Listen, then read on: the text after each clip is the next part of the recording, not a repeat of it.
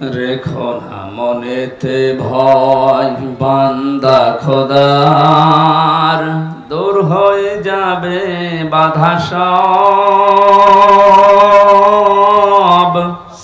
তোমার আমার এক মালিক আছেন, আছেন আমাদের রব, আছেন আমাদের রব। বিজয় পেয়েছে অনেকেই মনে করছে কি না কি হনরে হনুমান হয়ে যাচ্ছেন না, কি করা লাগবে কোরআন থেকে শুনে।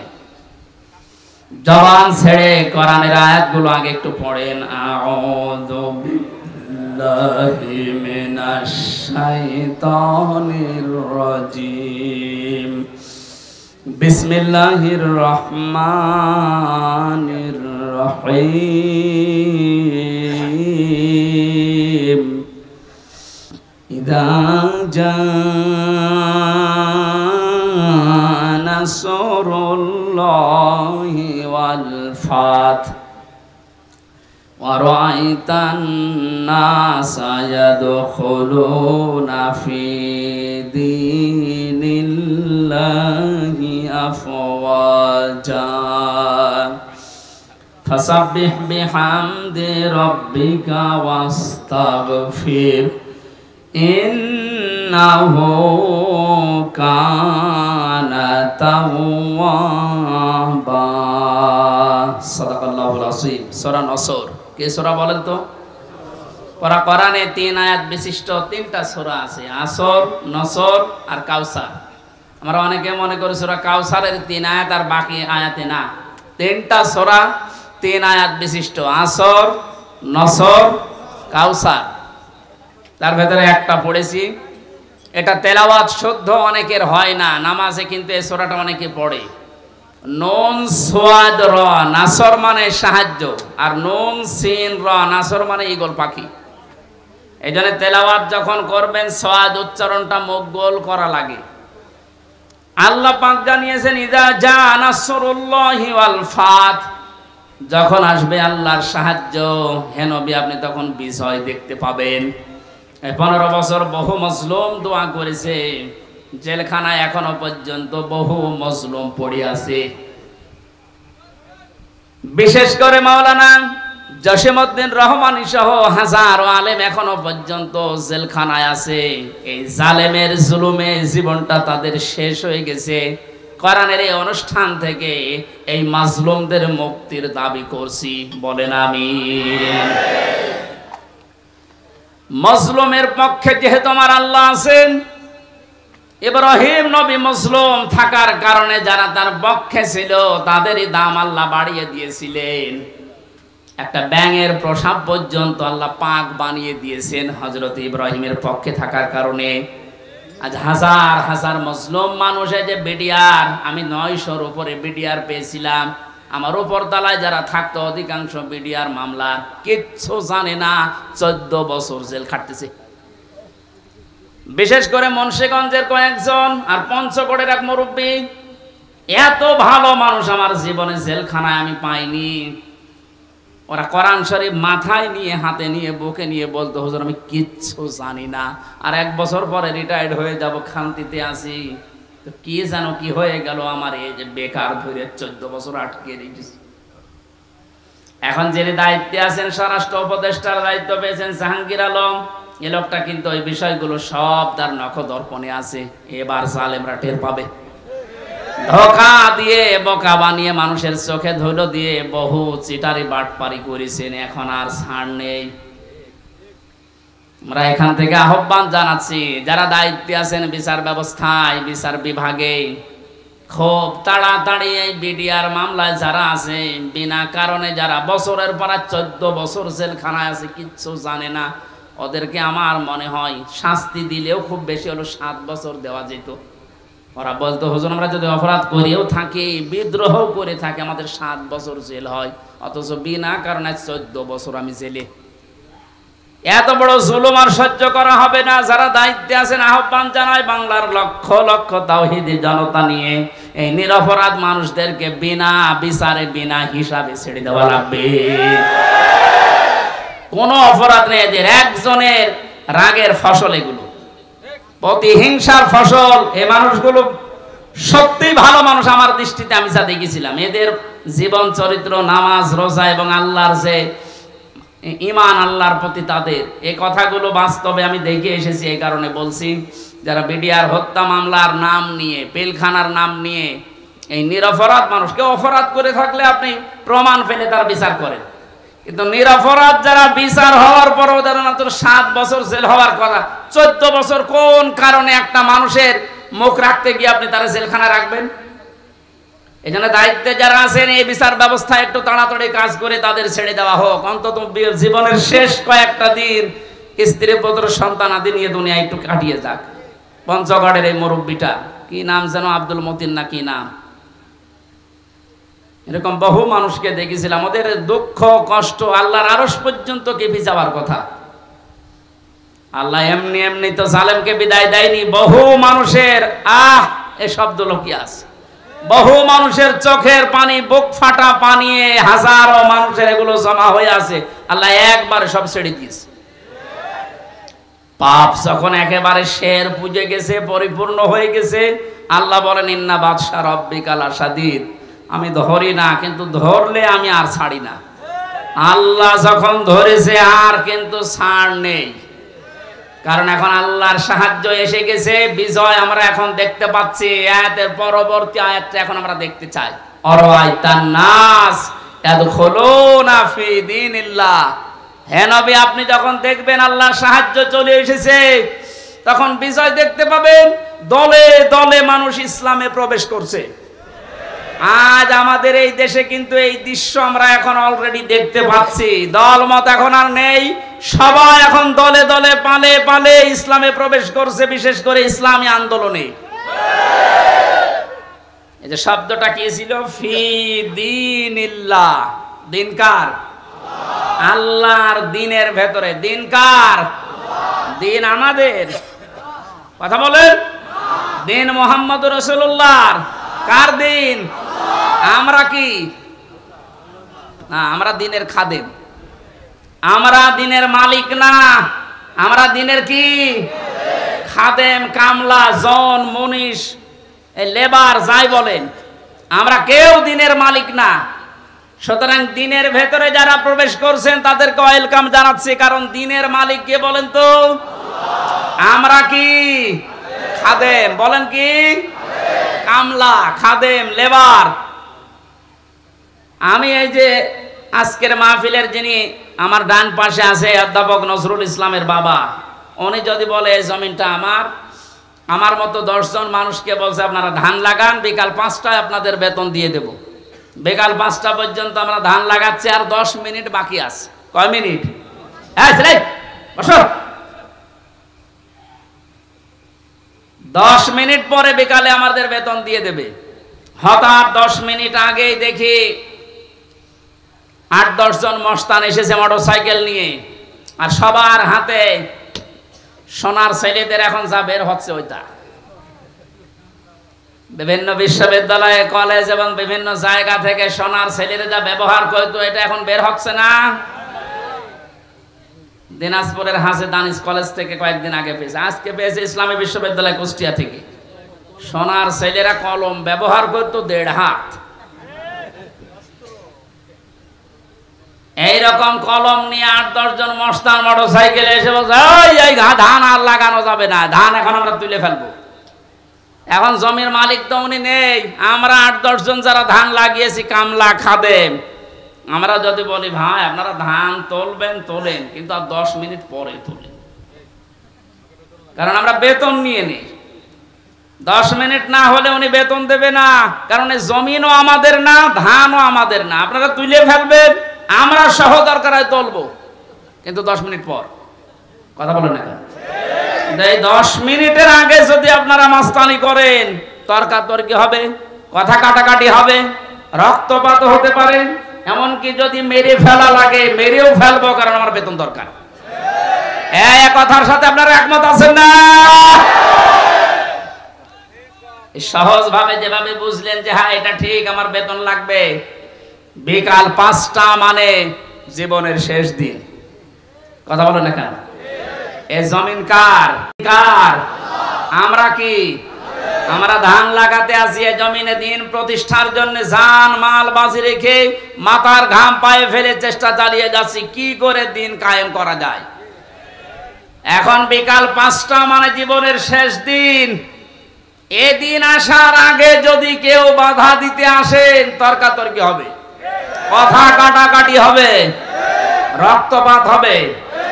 এই 17 বছর যা হচ্ছে, এখনো যদি বাধা আসে, যদি মেরে ফেলা লাগে, মেরে ফেলতে আমাদের কোনো বাধা নেই, কারণ আমার বেতন দরকার, আর আমার বেতনের নাম জান্নাত। এক কথা বলেন। এদেশে যারা সত্যি দিন কায়েমের বিরুদ্ধে অবস্থান নিয়েছে তার ভেতরে 1 নম্বরে আমার মনে হয় এই অবৈধ বিচারপতি নামে যেটা মানিক, ওর নাম নিতেও আমার ঘৃণা হয়। এ মানুষ নামে একটা যার সন্তান। কে বলেছে ওটার মানুষ? ও কথা বললে ইসলামের বিরুদ্ধে বলে। আর আমরা সূরা নূন কলমের ভেতরে জানি যারা অবৈধ সন্তান পৃথিবীতে, যারা যার সন্তান, ওরা কথা বললেই কোরআনের বিরুদ্ধে কথা বলবে। এর কথাবার্তা শোনেন না? আরো টাটকা কিছু শয়তান আছে। আমরা কিন্তু বিকাল 5টা পর্যন্ত এই জমিনে ধান লাগাবো, বাধা দিতে আসলে কিন্তু এখন আর কথা কাটাকাটি না, তর্কাতর্কি না, রক্তপাত না, এখন বিদায় করে দেব। কারণ আমি বেতন এখনো পাইনি। বলেন, বেতন পেয়ে গেলে আমার অসুবিধা নেই। দিন এই জমিনে কায়েম করতেই হবে, এটা ফরজ না, এটা চেষ্টা করা ফরজ। চেষ্টা করে যাব, হলে ভালো, না হলো আমার কোনো লস নেই, আমার বেতন আছে। এখন এতক্ষণ তো কামলাদের কথা বললাম, লেবারের কথা। যিনি মালিক বসে আছে, উনি যদি এসে দেখে যা সব ধান তুলে ফেললো, উনি কিছু বলছে না, তার মানে উনি দুর্বল। এই কারণে মনে মনে চিন্তা করবেন, যিনি হয়তো এখন কিছু বলছে না, পেছনে ওনার কোন উদ্দেশ্য আছে।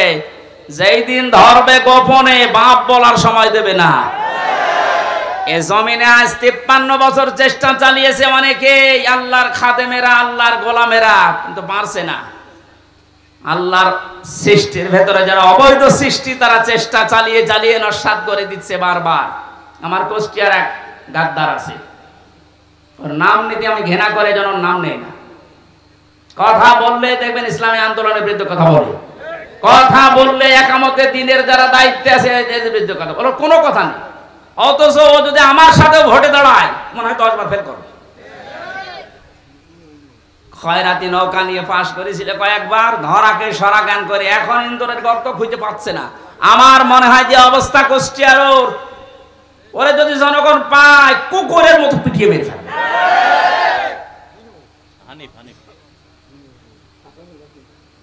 না, নাম আমি নিই না, নাম দেখো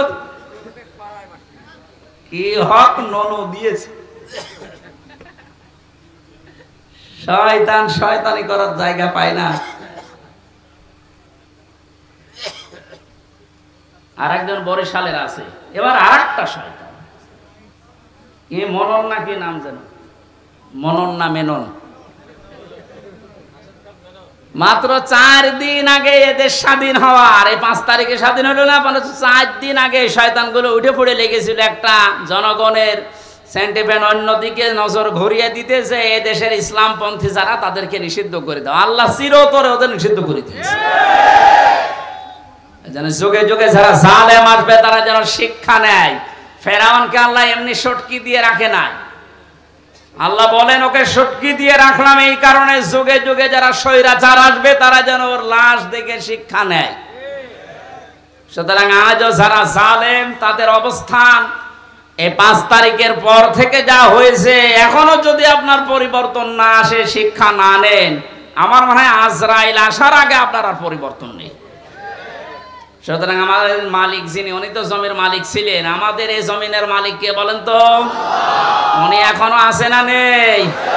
আমরা তো কামলাদেরই এই অবস্থা, খাদেমদের এই অবস্থা। যিনি মালিক আছে উনি কিন্তু দেখছে যে 53 বছরে আমার জমিনে দিন কায়েম হতে দিল না কারা। হয়তো উনি সরাসরি কিছু বলছে না, গোপনে যেদিন ধরবে না, বাপ বলারও সময় পাবেন না। দাড়ি কেটে পালাতে গিয়ে পালাতে পারে না। এতে কত বড় শয়তান! আমি তো মাঝে মাঝে ওর দিকে এখন তাকিয়ে বলছি, আল্লাহ এই শয়তান আমি তো দেখিনি, যদি দেখতাম এই নমরের দিকে মনে হচ্ছে শয়তান, যদি দেখতাম এরকম হতো। নাম নিয়েছে দরবেশ বাবা। দরবেশই যদি এই হয়, তাহলে যেগুলো ক্লিন সেফ ওগুলো চরিত্র কত খারাপ আপনি বলেন। দরবেশই যদি এই করে, ওর দাড়ি কাটার পরে চিহ্ন দেখে মনে হচ্ছে যে একটা নমো না,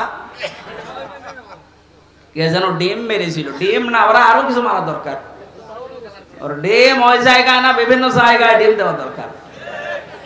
ওই শয়তানরা আমরা যখন আলেমদেরকে, বিশেষ করে মাওলানা মামুনুল হক, মাওলানা সাখাওয়াত হোসেন রাজি, আমির হামজা, এই রফিকুল ইসলাম মাদানী, হারুন ইসহার, এই আলেমদেরকে যখন এই দড়ি বেঁধে মাথায় দড়ি দিত, হাতে হ্যান্ডকাপ দিত, পায়ে ডান্ডা বেড়ি দিত, এগুলো দিয়ে যখন আদালতে তুলতো, ওরা ওই পাশ থেকে টিপ্পনি কাট, ঠিকই হচ্ছে, এখন ডিম খাও, আমরা এখন বলবো তো ঠিকই হচ্ছে।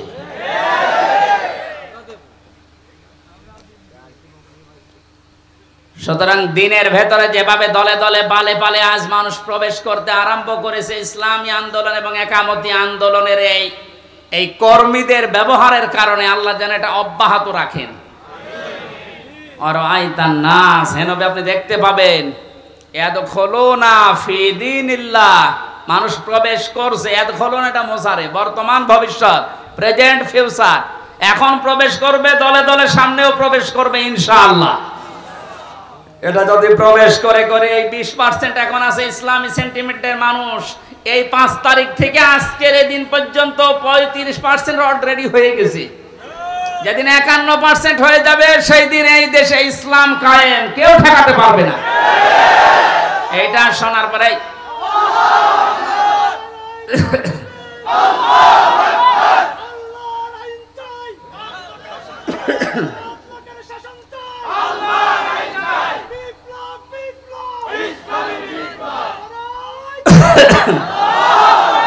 এই দৃশ্য দেখে অনেক জালেমের এখন গাত্রদাহ কিন্তু অলরেডি আরম্ভ হয়ে গেছে। ওরা তলে তলে ষড়যন্ত্র করছে, না অন্য কেউ আসুক, ইসলাম যেন এদেশে না আসে। কিন্তু বাংলার জনগণ যেভাবে জুলুমের শিকার হয়েছিল, এরা কিন্তু অলরেডি বুঝে ফেলেছে যে ইসলাম ছাড়া মুক্তির আর কোনো পথ আমাদের নেই। ইসলামের হাতে যদি দেশটা তুলে দেওয়া যায়, যার যে অধিকার, যে ধর্মের লোক হোক, তার অধিকার সে ফিরে পাবে। এক কথা বলেন না কেন? অতীতের ইতিহাসগুলো আমরা পড়েছি, দেখেছি, এইটার বেশি এটা আমরা সামনেও দেখতে চাই। কারণ এই 53 বছর বিভিন্ন মানুষ এই দেশটা চালিয়েছে, আমরা দেখলাম। কথা বলেন না কেন? বাবা চালিয়েছিল, স্বামী চালিয়েছে, কারো কারো চাচাও চালিয়েছে, বউ চালিয়েছিল, ভাবি চালিয়েছিল। এখন শুধু দেখতে বাকি আছে যে এই কোরআন দিয়ে দেশ চললে কেমন দেখা যায়।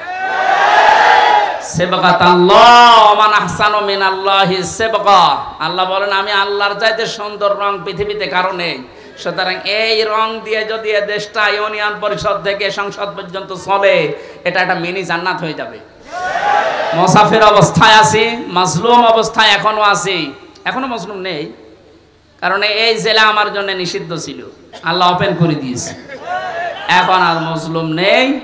যারা বাধা দিত ওই জালেমরা, এখন ওই শয়তানরা আমাদের কাছে অনুমতি নিয়ে কাজ করছে। কুষ্টিয়া সহ বাংলাদেশের 64 জেলাতে ইসলামপন্থীদেরকে আজ যারা জালেমের সহযোগী ছিল, তারা ডাক দিয়ে দিয়ে বলছে, হুজুর কি করা লাগবে বলেন। কেন 2 দিন আগে যে উল্টাপাল্টা কথা বলতে আল্লাহর ভুল ধরতো, এইটাও আমি পেয়েছি, অথচ মুসলমান। আমি কয়েকজনের নাম বললে বলতে পারতাম, আমার মামলার যে আয়ু, এই লোকটার বাড়ি মাদারীপুরে, আসলেই ও মাদারী। এই শয়তানটা আল্লাহর ভুল ধরতো, বলতো আল্লাহর এই কাজ করা ঠিক হয়। ওর ইমান আছে? আর ও মরে গেলে ওর জানাজা কিসের, ওর কবরে কিসের, ওর পুড়িয়ে ফেলা লাগবে। ওর নাম মিজানুর রহমান, তাতে কি? নাম তো সুন্দর নাম নিয়েছে, অথচ কাজ পুরো উল্টা। আমি আমারটা বলছি, কারণ আমারটা আমি ভালো জানি। আমারে ধরার পরে আমার বাবার কাছে বলে 10 লাখ টাকা দেন, নাইতো মামলা দেবো 50টা। মনে হচ্ছে মামলাও বানাবে। কি বিচার চলছিল দেখেন তো। আর প্রতিদিন টিভির সামনে শয়তান বসে বসে বলতো, আমি ন্যায় বিচার কায়েম করছি। কিসের ন্যায় বিচার? আমার একটা ঠুনকো মামলা, মানে মুরগি চুরিও না, মূল্য চুরিও না। মুরগি চুরি মূল্য চুরি করলো সর্বোচ্চ 3 মাস জেল হয়। কয় মাস? আর আমার এই ঠনকো মামলা দিয়ে সিএমএম কোর্ট, জজ কোর্ট, হাইকোর্ট সহ 30 বার মামলা তোলে, 33 বার মামলা তোলে, না জামিন নেই, ওপরওয়ালার নিষেধ। মনে আছে যে আল্লাহ নিষেধ করেছে। হাইকোর্টের একটা বিচারপতি যদি বলে আমার কিচ্ছু করার নেই, তোর ওই চেয়ারে বসার সাথে ভ্যান চালানো ভালো না? এরকম অবস্থায় বানিয়ে রেখেছিল প্রত্যেকটি জায়গায়, আর সব মুখ খুলছে। এই অবৈধ আইন মন্ত্রী যেমন পেছনে ডিম দেওয়ার কারণে মুখ খুলে ফেলিস যে আমি কিচ্ছু করি না, সব হাসিনা করতে বলিস, সব এর মুখ খুলবে। আয়না ঘরের যিনি দায়িত্ব ছিল এই শয়তানটা জিয়াউল হাসান, এর এখন ওই জায়গায় রাখা দরকার। ওর বউ, ছেলে, মেয়ে, স্ত্রী, পুত্র সব আলাদা রেখে, ব্যারিস্টার আরমানকে তো 8 বছর রেখেছিল, ওরা 8 দিন রেখে দেখেন এমনি পাগল হয়ে যাবে। আর ও বলে আমি কি করেছি যে আমার এত কষ্ট দিচ্ছ? কি করেছো তুমি টের পাচ্ছ না? তুমি শুধু ফরিদপুরের এই 4 রাস্তার মোড়ে আসো, কি করেছো তোমার দেখাচ্ছ। খেলা হবে, খেলা হবে, সে খেলা পালিস। এই কথাটা বলার কারণ হচ্ছে অনেকে এখনো ষড়যন্ত্র করবে, যে জানছে যে এভাবে 20% ইসলামী মানুষ ছিল এই দেশে, 96% যদিও মুসলমান, কিন্তু ইসলাম কায়েম করা লাগবে এরকম পক্ষে ছিল মাত্র 100 জনের 20 জন। এই 5 তারিখ থেকে আজকের এই দিন পর্যন্ত জরিপ বেরিয়েছে 35 জন হয়ে গেছে। যদি আর একটু এভাবে যেতে যেতে 51 ভাগ হয়ে যায়, এ দেশে ইসলাম কায়েম ঠেকাবে কার বাবার শক্তি আছে বলে? এখন জালেমরা এই কথা, এই দৃশ্য দেখে বসে থাকবে? ওরাও চেষ্টা চালাচ্ছে, চেষ্টা চালিয়েও ব্যর্থ হচ্ছে বারবার। এখন আবার হিন্দুদের লাগিয়েছে, পারবে না, কোনো চেষ্টা সফল হবে না। কারণ এ দেশের বিজয় আল্লাহ, শুধু ছাত্রদের নাম বলছি, শুধু ছাত্রদের না, হাজার হাজার মজলুমের চোখের পানি এই বিদায়ের পেছনে লুকিয়ে আছে। আল্লাহ তুমি যেহেতু ঘোষণায় দিয়েছো যে ফিদিনিল্লাহি আফওয়াজা, দলে দলে মানুষ প্রবেশ করবে, তোমার সাহায্য যখন এসেছে, বিজয় যখন আমরা দেখতেই পেলাম, অন্তত দলে দলে তোমার বান্দাদেরকে ইসলামে তুমি প্রবেশ করাও। ফাসাব্বিহ বিহামদি রাব্বিকা ওয়াস্তাগফির। আল্লাহ বলেন এখন তোমাদের কাজ কি হবে? যখন দেখবে যে দলে দলে মানুষ প্রবেশ করছে, তখন কাজ হবে আল্লাহর হামদ করা, প্রশংসা করা। হামদ কি? আজ এই হামদ শব্দটা নিয়ে ভেজাল আছে। বাংলাদেশ, ভারত, পাকিস্তানের বিভিন্ন জায়গায় আল্লাহর হামদের নামে যত রকমের শিরিক বেদাত হচ্ছে, এর নাম হামদ না। জিকির একটা প্রশংসা না? হামদ না? এই হামদকে নিয়ে আজ হাজারো মানুষ শিরিক বেদাতের ভেতরে লিপ্ত হয়ে গেছে, এ জেলাতেও আছে। সুতরাং আপনাদেরকে আমরা আহ্বান জানাবো, আল্লাহর হামদ যেভাবে করা লাগে প্রশংসা, ঠিক ওইভাবে করেন। আল্লাহর আইন প্রশংসা করা, এটা আল্লাহর সবচাইতে বড় হামদ। কথা বলুন। এর ভেতরে 500 আইন আছে। কয়টা?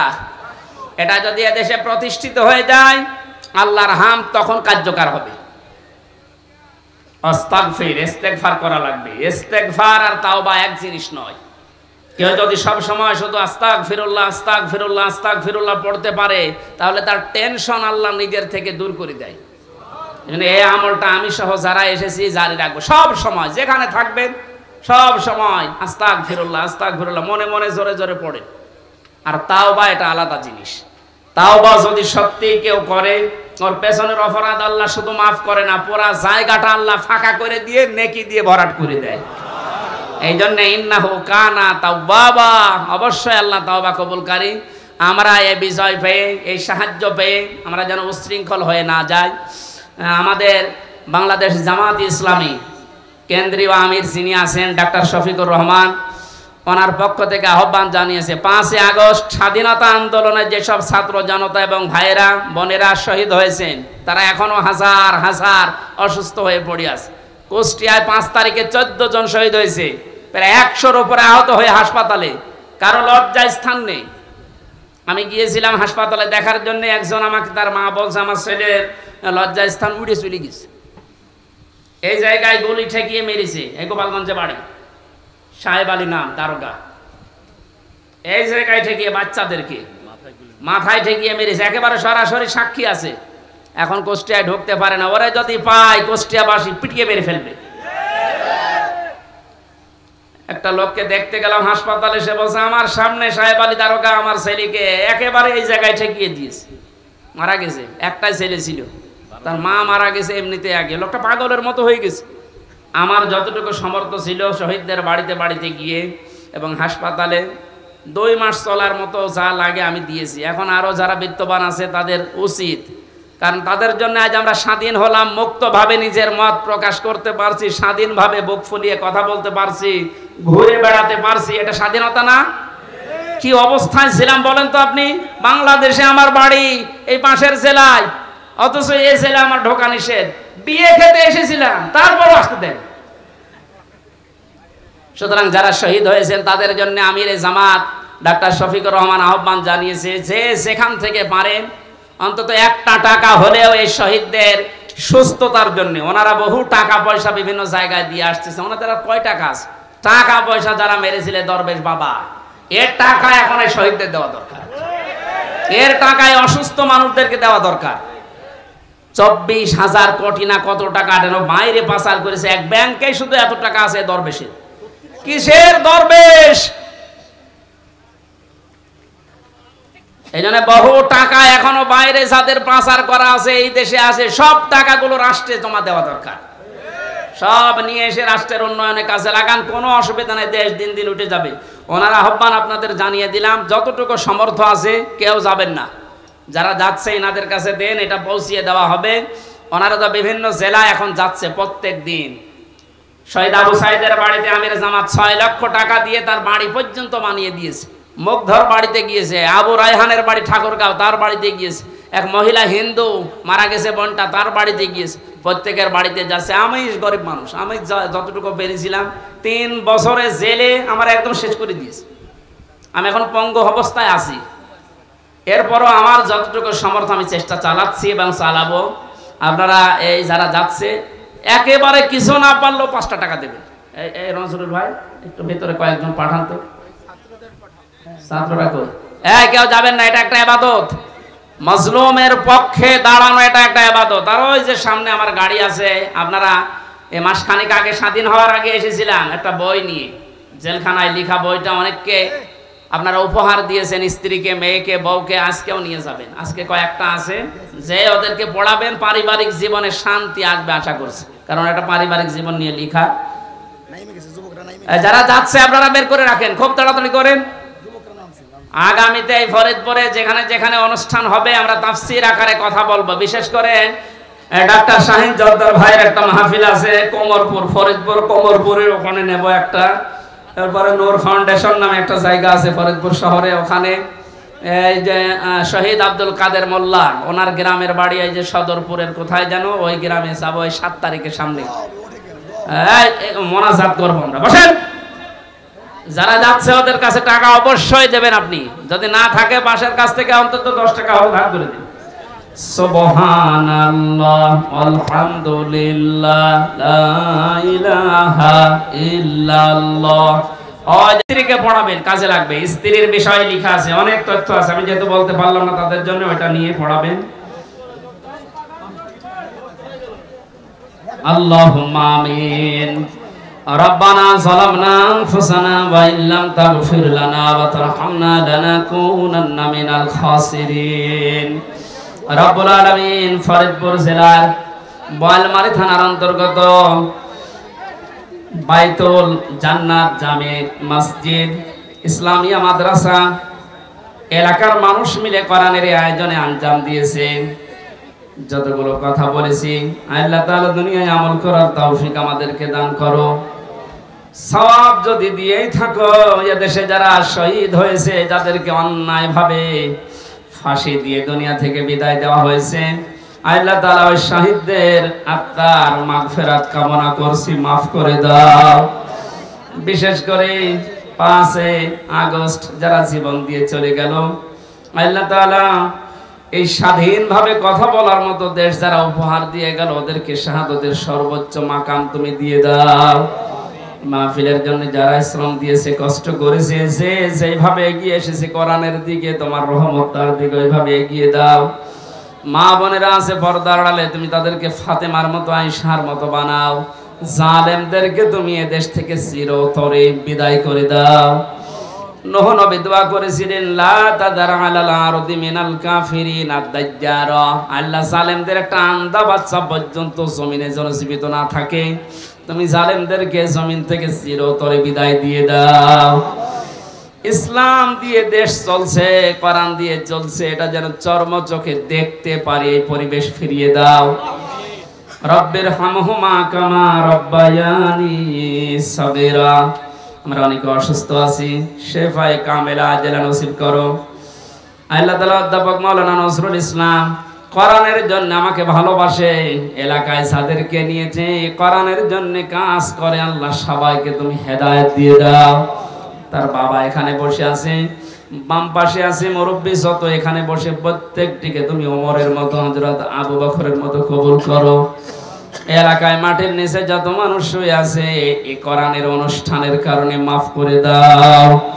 বারাকাল্লাহু লানা ওয়া লাকুম ফিল কোরআনিল আযীম। মরণ আসলেই যেন পড়তে পারি লা ইলাহা ইল্লাল্লাহু মুহাম্মাদুর রাসূলুল্লাহ।